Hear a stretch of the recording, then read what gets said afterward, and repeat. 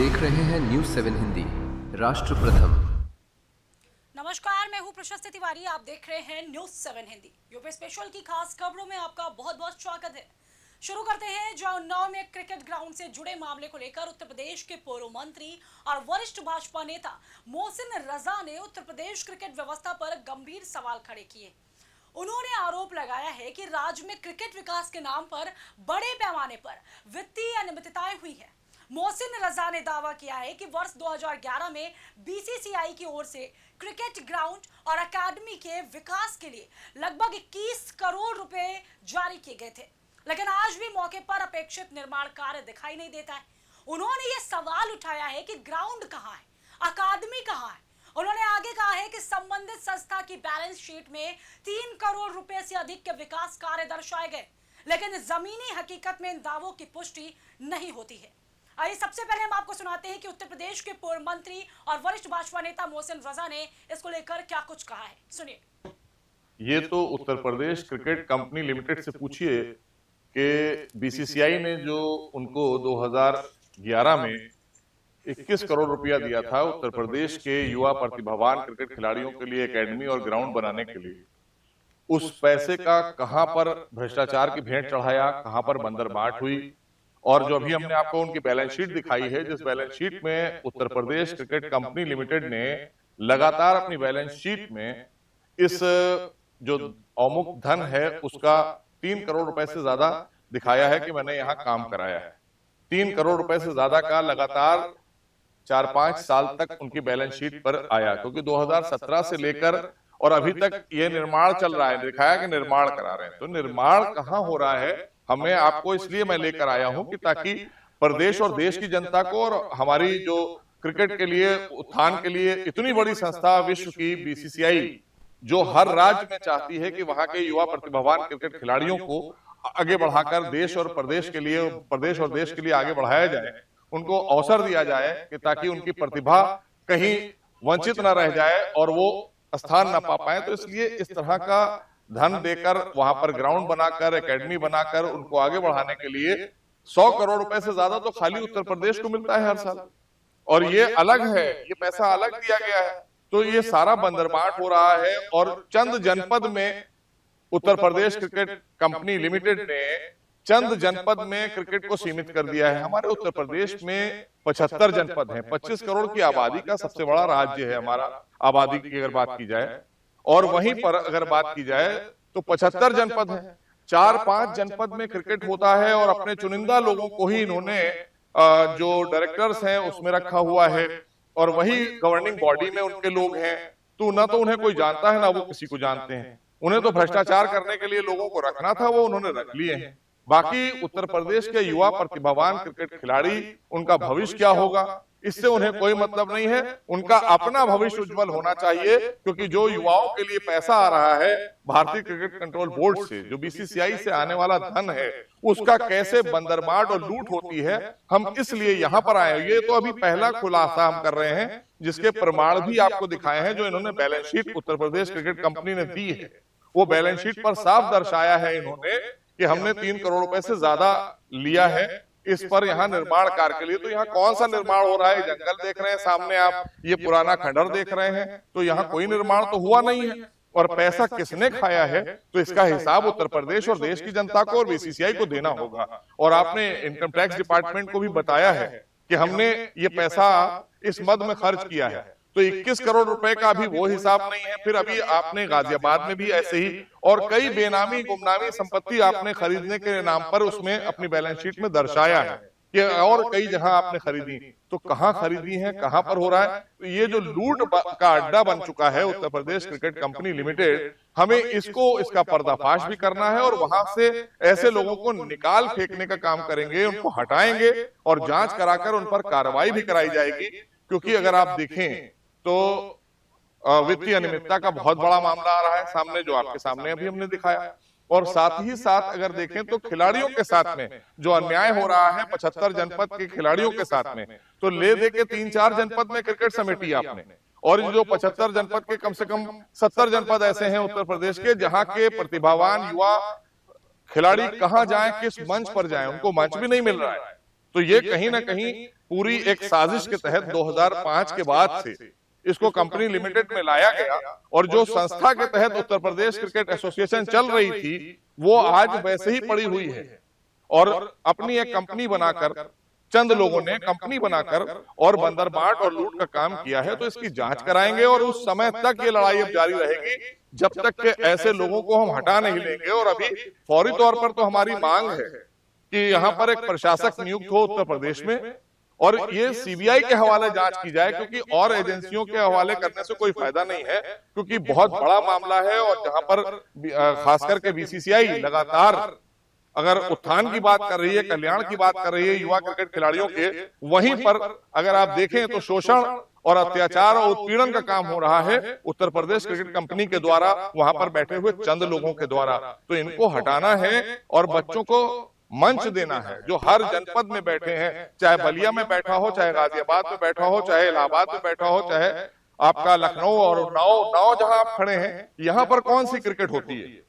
तो ऐसे तमाम ऐसे जनपद हैं, पूर्वांचल के जनपद हैं, तमाम हमारे अवध क्षेत्र के जनपद हैं, तमाम बुंदेलखंड के जनपद हैं, जहां पर क्रिकेट खिलाड़ी कल को वैभव सूर्यवंशी बनना चाहते हैं, उत्तर प्रदेश के रिंकू सिंह और सुरेश रैना बनना चाहते हैं, अगर आप बात करें भुवनेश्वर कुमार बनना चाहते हैं, उनके आदर्श खिलाड़ी हैं सब, लेकिन उनको स्थान नहीं मिल रहा है, ना तो उनको पता है कि हम कहां जाएं। और 3 दिन का मेला लगाते हैं, उसमें भी दोहन करते हैं बच्चों का। ये तो बहुत अच्छी बात नहीं है ना। अब ये सब नहीं चलेगा जब बीसीसीआई लगातार आपको 100 करोड़ रुपए से ज्यादा का धन देती है उत्तर प्रदेश के 75 जनपद के युवा प्रतिभावान क्रिकेट खिलाड़ियों के भविष्य को बनाने के लिए, उनके उत्थान और कल्याण के लिए, उनके लिए एकेडमी बनाइए, उनके लिए ग्राउंड बनाइए, उनके लिए तमाम और व्यवस्थाएं दीजिए और ना कि बंदरबाट कीजिए। इसलिए तो पैसा नहीं देती ना, ये पैसा तो उत्तर प्रदेश के युवा प्रतिभावान खिलाड़ियों का है। हमारी आपकी सबकी सामूहिक जिम्मेदारी बनती है कि इसका हिसाब भी इनसे लिया जाए और जो लोग गलत हैं उनको वहां से निकाला जाए, जांच के बाद उन पर कार्रवाई हो, ताकि हमारे उत्तर प्रदेश के 75 जनपद के युवा प्रतिभावान क्रिकेट खिलाड़ियों को मंच मिल सके। ये लड़ाई हम इसलिए लड़ रहे हैं सेव उत्तर प्रदेश क्रिकेट मुहिम के तहत। ये सेव उत्तर प्रदेश क्रिकेट मुहिम हम पिछले 4-5 साल से चला रहे हैं। अब हम हर जगह जहां पर भी इन्होंने इस तरह का घोटाला और गड़बड़ किया है, हम जाएंगे और जनता के बीच में आपको लेकर जाएंगे, मीडिया को लेकर जाएंगे, ताकि लोगों को पता चले कि ये सब लोग लूट रहे हैं उत्तर प्रदेश के युवा प्रतिभावान खिलाड़ियों के पैसे को। और आज भी अभिभावक भी परेशान है, बच्चे भी परेशान हैं, उनसे भी दोहन हो रहा है 3 दिन 4 दिन का मेला लगाकर। तो इसको बंद करना है और एक अच्छी पारदर्शी क्रिकेट जो माननीय सर्वोच्च न्यायालय ने लोढ़ा कमेटी बनाई थी, सर्वोच्च न्यायालय के आदेश पर माननीय लोढ़ा कमेटी बनाई गई, उसके दिशा निर्देश पर बीसीसीआई ने सारे राज्यों को कहा है। उत्तर प्रदेश उसकी भी अवमानना करती है, उत्तर प्रदेश क्रिकेट कंपनी उसको भी नहीं मानती है और एक भी उनका कानून नहीं मानती है। तो ये अपना कानून चला रहे हैं, क्योंकि ये कंपनी अवैध तरीके से उत्तर प्रदेश क्रिकेट कंपनी बनाई। तो सुना आपने, ये था उत्तर प्रदेश के पूर्व मंत्री वरिष्ठ भाजपा नेता मोहसिन रजा का बयान। रजा ने आरोप लगाया है कि उत्तर प्रदेश क्रिकेट को कुछ चुनिंदा जिलों और खास लोगों तक सीमित कर दिया गया है, जिससे प्रदेश के अन्य खिलाड़ियों को पर्याप्त अवसर नहीं मिल पा रहे। उन्होंने ये भी कहा है कि क्रिकेट संस्थान में कुछ विशेष लोगों का दबदबा है, जिसके कारण पारदर्शिता पर सवाल उठते। इस पूरे मामले को लेकर उन्होंने उत्तर प्रदेश क्रिकेट एसोसिएशन की कार्यप्रणाली पर गंभीर सवाल खड़े किए और निष्पक्ष जांच की मांग के संकेत दिए। फिलहाल यूपीसीए की ओर से इन आरोपों पर कोई आधिकारिक प्रतिक्रिया सामने नहीं आई। इस पूरे मामले को लेकर मोहसिन रजा ने सेव यूपी क्रिकेट नामक अभियान भी शुरू किया है और करोड़ों रुपए की इस परियोजना में हुए घोटाले की निष्पक्ष जांच की मांग की। आइए सुनते हैं आपको कि सुनाते हैं कि मोहसिन रजा ने सेव यूपी क्रिकेट नामक अभियान को लेकर क्या कुछ कहा है। सुनिए। नमस्कार दोस्तों, एक बार फिर से सेव उत्तर प्रदेश क्रिकेट मुहिम, जो कि आपके प्यार और समर्थन से बहुत तेजी से आपके शहर तक पहुंच चुका है, आपके कस्बे तक पहुंच चुका है और आप सबकी लड़ाई और आपके बच्चों की लड़ाई, जो बच्चे क्रिकेट में अपना भविष्य तलाश रहे हैं, रात दिन अलग अलग जनपदों में पसीना बहा रहे हैं, उनके मंच की लड़ाई लड़ रहा है कि उनको मंच मिलना चाहिए। क्योंकि उत्तर प्रदेश क्रिकेट एसोसिएशन का जो गैर जिम्मेदाराना रवैया वहां पर बैठे हुए चंद लोगों का और वहां पर जो बैठे हुए भ्रष्ट लोग हैं, जिन्होंने करप्शन की पराकाष्ठा की हुई है, भ्रष्टाचार की पराकाष्ठा की हुई है उत्तर प्रदेश में, और उसका जीता जागता उदाहरण आप सबको पता है कि ट्रायल का बेसिस आज तक ये नहीं खत्म कर पाए, जबकि आज इस तेज रफ्तार जमाने में जहां बीसीसीआई लगातार हर राज्य को अपने हेड से पैसा देती है कि वहां पर युवा क्रिकेट प्रतिभावान जो क्रिकेटर हैं उनके लिए आप प्रमोशन के लिए टूर्नामेंट्स कराइए, क्रिकेट कराइए, वो उत्तर प्रदेश क्रिकेट एसोसिएशन बिल्कुल नहीं कराती है, क्योंकि जिला स्तर की क्रिकेट तो उसने बंद कर दी है पूरी तरीके से। पहले एक इंटर डिस्ट्रिक्ट क्रिकेट टूर्नामेंट होता था जिसमें सारे ही जनपद की टीमें खेलने आती थी डिस्ट्रिक्ट की, उसको बंद कर दिया। क्यों? क्योंकि अगर वो करेंगे तो पारदर्शी क्रिकेट होगी, वो परफॉर्मेंस के बिहाफ पे बच्चा अगर अंडर 16 का टूर्नामेंट खेलेगा तो अंडर 16 की टीम में आ जाएगा, अंडर 19 की टीम में खेलेगा इंटर डिस्ट्रिक्ट तो अंडर 19 की टीम में स्थान बना लेगा, अगर वो अंडर 23 की टीम में इंटर डिस्ट्रिक्ट टूर्नामेंट खेलेगा तो वहां स्थान बनाएगा, अगर वो रणजी ट्रॉफी में लेना चाहते हैं तो इन्हीं बच्चों के परफॉर्मेंस के आधार पर रणजी ट्रॉफी में भी कॉल हो जाएगा।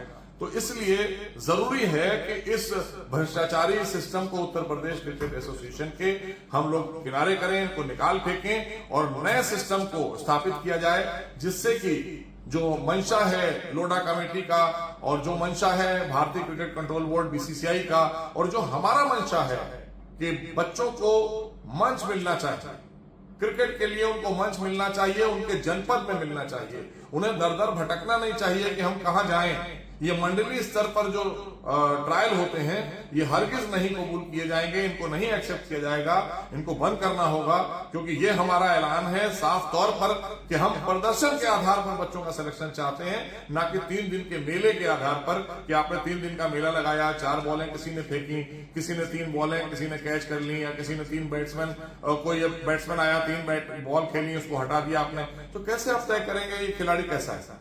आप उसकी प्रतिभा को कैसे जान जाएंगे भाई? आपके पास कौन सा पैरामीटर है कि 3-3, 4-4 बॉलें आप बैट्समैन को बैटिंग कराएं या 2-4 बॉलें 10 एक ओवर बॉलिंग करा के आप तय कर देंगे कोई बॉलर कैसा है, या विकेट कीपर आपने 4 बॉलें उसको कैच कराई पीछे उसके बाद आपने तय कर दिया? नहीं हो सकता।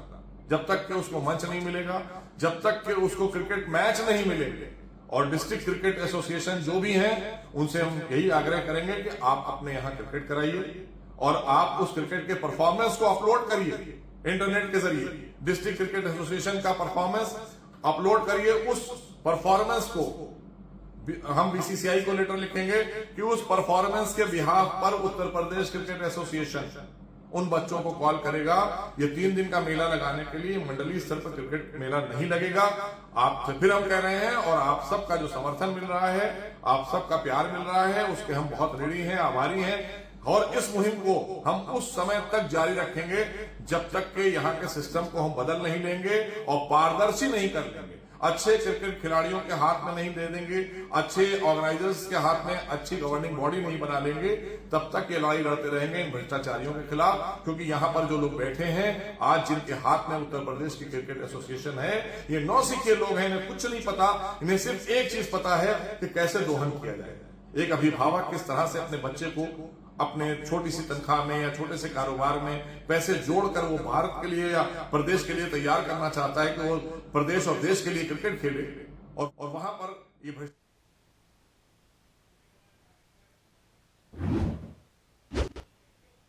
तो दूसरी खबर की ओर बढ़ते हैं, जहां राम मंदिर चढ़ावे से जुड़े एक नए विवाद ने तूल पकड़ लिया है। दावा किया जा रहा है कि राम मंदिर आंदोलन के दौरान देश विदेश से आई करीब 1250 बहुमूल्य श्रीराम शिलाओं का कोई स्पष्ट रिकॉर्ड उपलब्ध नहीं। सूत्रों और सामने आए आरोपों के अनुसार इन शिलाओं में सोने, चांदी और रत्न जड़े होने की बात कही जा रही है।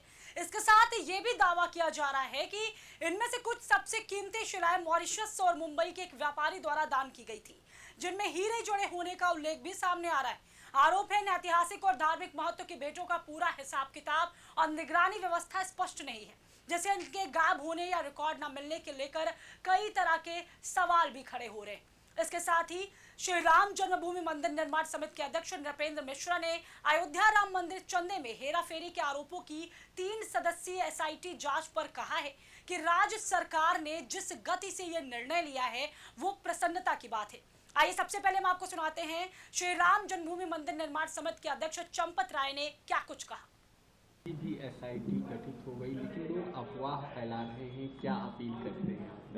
क्या कहेंगे, क्या समझेंगे? देखिए, मैंने कल भी कहा था,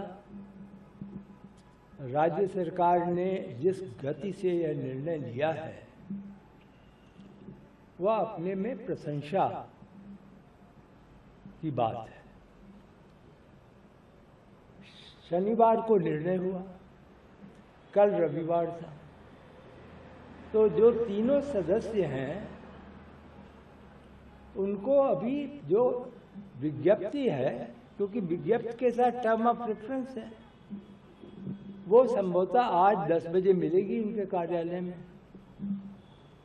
मुझे यह भी पता लगा है कि वह आज जो टीम एसआईटी की है वो शीर्ष स्तर पर मार्गदर्शन के लिए, आशीर्वाद के लिए वह मुख्यमंत्री जी से भी भेंट करने का अवसर, उसका उन्होंने अनुरोध किया है और उसके तत्काल बाद वो यहाँ का आकर के कार्य शुरू करेंगे। तो मैं नहीं समझता कि किसी प्रकार इसमें अब ढिलाई बढ़ती जाएगी। इसके कई पहलू हैं। एक आपराधिक पहलू है, दूसरा भविष्य के सुधार का पहलू है। ये दोनों जब हो जाएगा तभी श्रद्धालु का विश्वास हम जीत पाएंगे। तो इसके लिए पूरी तरीके से ट्रस्ट ने अपना मन बना लिया है और जितना सहयोग ये समिति एसआईटी चाहेगी, जिला प्रशासन से भी मेरी कल बात हुई, उन लोगों ने भी पूरी तरीके से जो भी हो सकता है। तो ये था चंपत राय का बयान। इसके साथ ही राम मंदिर से जुड़े कथित दान घोटाले की जांच को लेकर स्पेशल इन्वेस्टिगेशन टीम यानी कि एसआईटी की टीम एक बार फिर राम मंदिर अयोध्या परिसर पहुंची। टीम आज भी मामले की जांच और दस्तावेजों की पड़ताल करेगी। जानकारी के अनुसार एसआईटी इस पूरे मामले में दान और चढ़ावे से जुड़े रिकॉर्ड की गहन जांच कर रही। कल भी इस केस के सिलसिले में करीब 42 लोगों से पूछताछ की गई थी, जिसमें मंदिर प्रबंधन से जुड़े कई पहलुओं पर सवाल जवाब हुए। आइए दिखाते हैं सबसे पहले आपको वो विजुअल्स जहां एसआईटी की टीम जो है वो अयोध्या के राम मंदिर पहुंच रही। देखिए।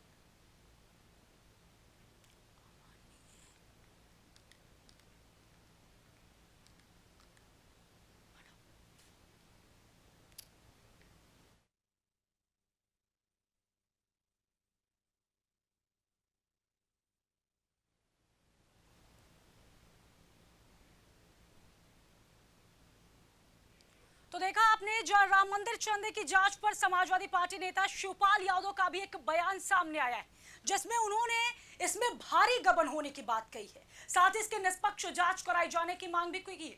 तो आपको सुनाते हैं शिवपाल यादव का बयान। चंदा चोरी को लेकर के एसआईटी को किस तरह देख रहे हैं आप? देखिए, उसमें गमन तो हुआ है, भारी गमन हुआ है, तो उसकी निष्पक्ष जांच कराई जाए।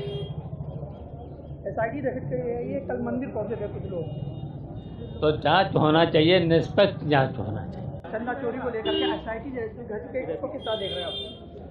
देखिए, उसमें गमन तो हुआ है, भारी गमन हुआ है, तो उसकी निष्पक्ष जांच कराई जाए। तो सुना आपने कि शिवपाल यादव ने भी निष्पक्ष जांच करने की मांग कही है। फिलहाल सवाल ये उठाया जा रहा है कि इन शिलाओं के संग्रह, भंडारण और संरक्षण की जिम्मेदारी किस संस्था या प्रबंधन के पास थी। राम मंदिर अयोध्या से जुड़े इस विवाद पर फिलहाल आधिकारिक स्तर पर कोई विस्तृत पुष्टि सामने नहीं आई है, लेकिन आरोपों के बाद राजनीतिक और धार्मिक हलकों में चर्चा तेज हो गई है। स्थानीय स्तर पर भी इस मामले को लेकर अलग अलग दावे और प्रतिक्रियाएं सामने आ रही, जबकि कुछ लोग इसकी पारदर्शी जांच की मांग कर रहे हैं।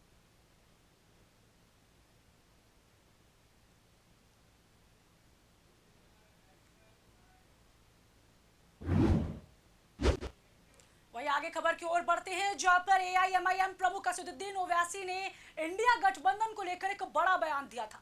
उन्होंने कहा है कि यदि उन्हें इज्जत और सम्मान दिया जाता है तो वो गठबंधन के साथ आने के लिए तैयार है। ओवैसी के इस बयान को राजनीतिक हलकों में इंडिया गठबंधन और विपक्षी एकजुटता की रणनीति से जोड़कर देखा जा रहा है।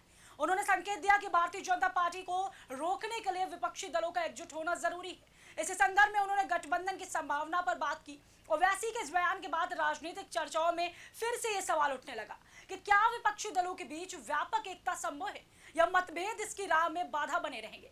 फिलहाल इंडिया गठबंधन की ओर से इस बयान पर कोई आधिकारिक प्रतिक्रिया सामने नहीं आई है। सबसे पहले आपको सुनाते हैं कि एआईएमआईएम प्रमुख असदुद्दीन ओवैसी ने क्या कुछ कहा था, सुनिए।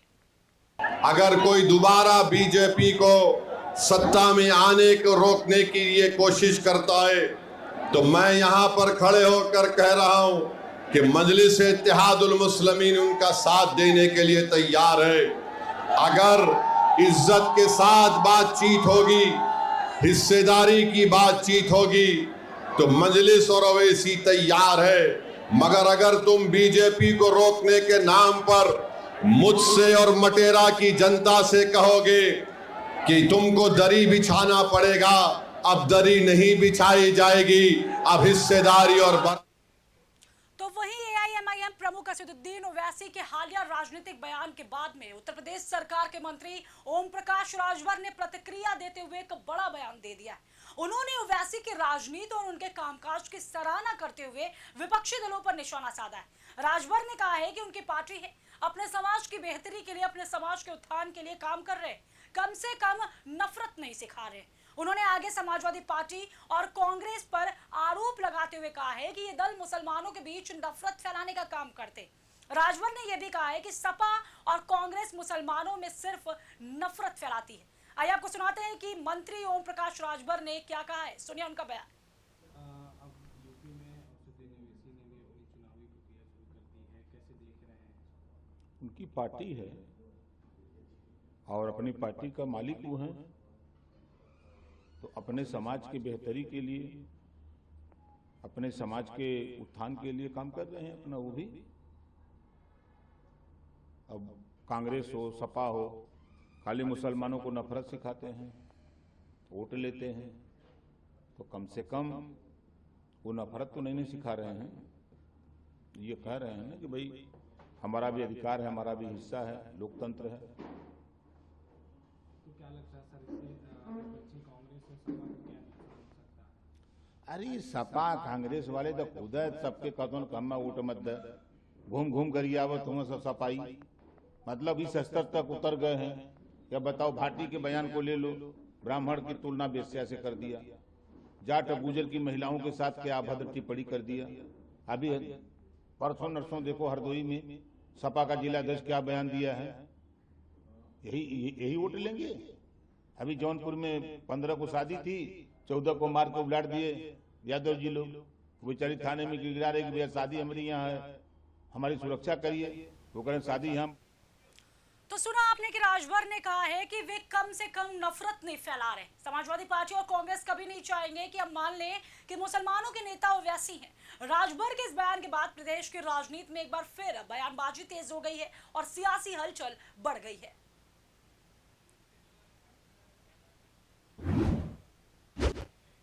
वही अगली खबर की बात करें तो उत्तर प्रदेश के मुख्यमंत्री योगी आदित्यनाथ तीसरे दिन आयोजित त्रिवेणी कार्यक्रम में शामिल हुए। इस दौरान उन्होंने राज्य की आर्थिक प्रगति और विकास मॉडल को लेकर एक बड़ा बयान दिया है। मुख्यमंत्री ने कहा है कि समाज के सभी वर्गों को जोड़कर और विकास के विजन को जन आंदोलन बनाकर ही सफलता की ऊंचाइयों तक पहुंचा जा सकता है। उन्होंने कहा कि उत्तर प्रदेश के लिए $1 ट्रिलियन अर्थव्यवस्था का लक्ष्य पहले एक सपना था, लेकिन अब यह दिशा में ठोस प्रयास हो रहे। योगी आदित्यनाथ ने बताया है कि पिछले 9 वर्षों में राज्य सरकार ने प्रदेश की अर्थव्यवस्था को लगभग 3 गुना बढ़ाने में सफलता हासिल की है। उन्होंने कहा कि आर्थिक विकास का सीधा प्रभाव प्रति व्यक्ति आय पर भी पड़ता है, जिससे जनता की जीवन गुणवत्ता में सुधार होता है। कार्यक्रम में उन्होंने सरकार की उपलब्धियों और भविष्य के विकास योजनाओं को लेकर भी अपनी बात रखी है और प्रदेश को आर्थिक रूप से मजबूत बनाने के लक्ष्य पर जोर दिया है। सबसे पहले तो हम आपको सुनाते हैं उत्तर प्रदेश के मुख्यमंत्री योगी आदित्यनाथ का बयान, सुनिए। $1 ट्रिलियन की इकोनॉमी, यह एक विजन है।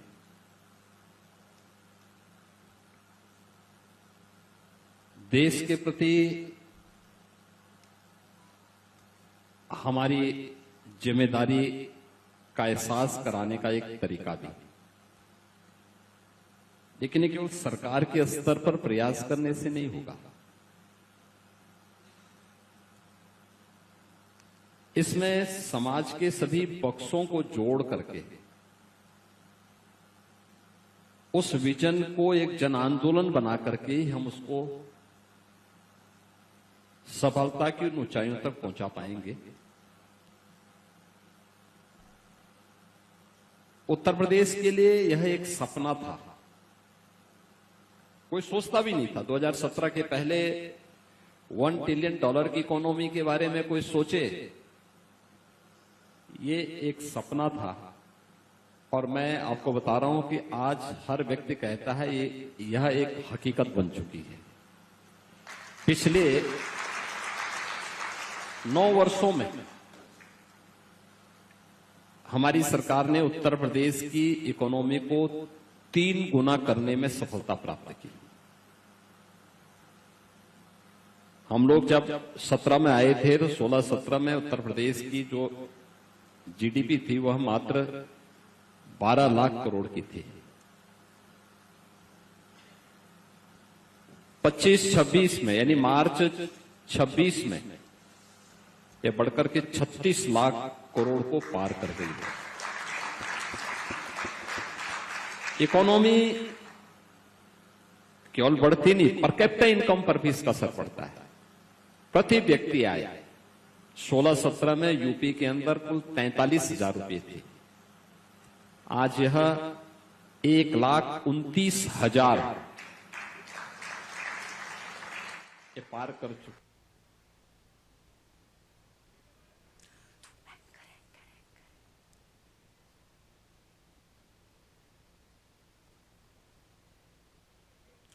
तो सुना आपने, मुख्यमंत्री योगी आदित्यनाथ का यह संबोधन साफ संकेत देता है कि उत्तर प्रदेश अब तेज आर्थिक विकास और दीर्घकालिक विजन के साथ आगे बढ़ रहा है। $1 ट्रिलियन अर्थव्यवस्था का लक्ष्य सिर्फ एक आंकड़ा नहीं बल्कि एक व्यापक विकास रणनीति का हिस्सा बताया गया है, जिसमें समाज के सभी वर्गों की भागीदारी पर जोर दिया गया है। पिछले 9 वर्षों में अर्थव्यवस्था को 3 गुना बढ़ाने के दावे के साथ सरकार यह संदेश देना चाहती है कि विकास अब केवल नीतियों तक सीमित नहीं बल्कि जमीनी स्तर पर बदलाव का रूप ले चुका है। प्रति व्यक्ति आय में सुधार को भी इसी आर्थिक प्रगति का सीधा परिणाम बताया गया है। कुल मिलाकर यह बयान यूपी के विकास मॉडल को vision plus growth plus public participation की दिशा में आगे बढ़ते हुए दिखता है, जहां लक्ष्य केवल आर्थिक आंकड़े नहीं बल्कि जीवन स्तर में वास्तविक सुधार को माना जा रहा है।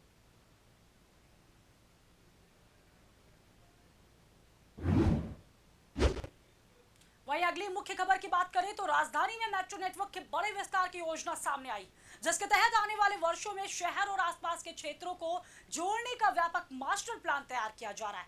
प्रस्तावित योजना के अनुसार मेट्रो को पीजीआई से बाराबंकी तक विस्तारित करने की तैयारी।